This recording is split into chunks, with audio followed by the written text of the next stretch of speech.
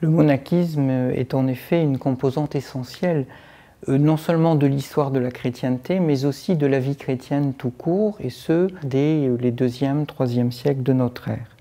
Monachisme, ça vient de monakos en grec, monachus en latin, moine en français aujourd'hui, c'est-à-dire un individu qui à la fois a besoin de se retrouver seul, mais aussi de vivre en communauté, une démarche de foi qui est pensée comme pouvant faire alterner 2 rythmes de vie, un rythme de vie dans la solitude et puis un rythme de vie communautaire ou collective.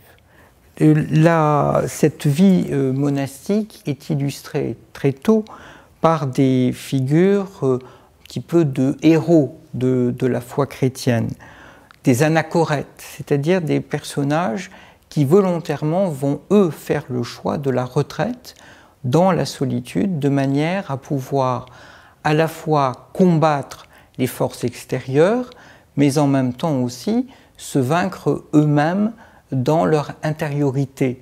Nous sommes toujours là dans un cadre géographique qui est celui de la première chrétienté et qui se situe en Orient.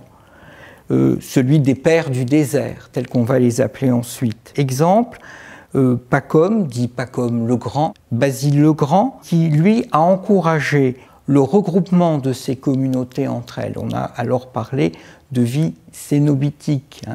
Benoît de Nursie, Saint Benoît, donc ayant vécu entre 480 et 547, qui a été au fond l'un des tout premiers à mettre en code ces différents principes de vie monastique, en particulier sa règle de vie qu'il a laissée à ses successeurs. Et c'est à l'intérieur d'ailleurs de ce courant qu'il faut introduire aussi saint Antoine, dit Antoine Abbé, qui est d'ailleurs lui aussi, par bien des égards, considéré comme le fondateur de ces pratiques cénobitiques de vie, donc en commun, de ces anachorètes qui peuvent ainsi se retrouver ensemble. Il faut dire que si l'on prête attention à toutes ces chronologies d'individus ou de fondations de monastères, on s'aperçoit qu'on se situe presque toujours autour du IIIe siècle, c'est-à-dire à une époque de très forte tension théologique et de débats conciliaires très très virulents sur la nature du Christ. Était-il Dieu? Était-il homme? Mais Arius, chef de file de ce qu'on a appelé ensuite l'arianisme, préconisait de manière assez claire que Dieu était le seul personnage de la divinité. Le Fils devait partager quelque peu de la définition divine de son Père, mais quelque peu. Il était aussi et fondamentalement humain.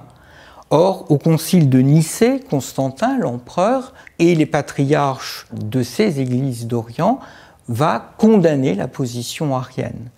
Et c'est sur ce fond donc de tension à la fois dogmatique et en même temps conciliaire que s'est développée dans toute la partie orientale de l'ancien empire romain ces expériences cénobitiques particulièrement originales dont Antoine Abbé a été, pour ainsi dire, la figure la plus mise en valeur ensuite par la géographie, la plus exemplaire aussi dans un certain nombre de traités de l'Église.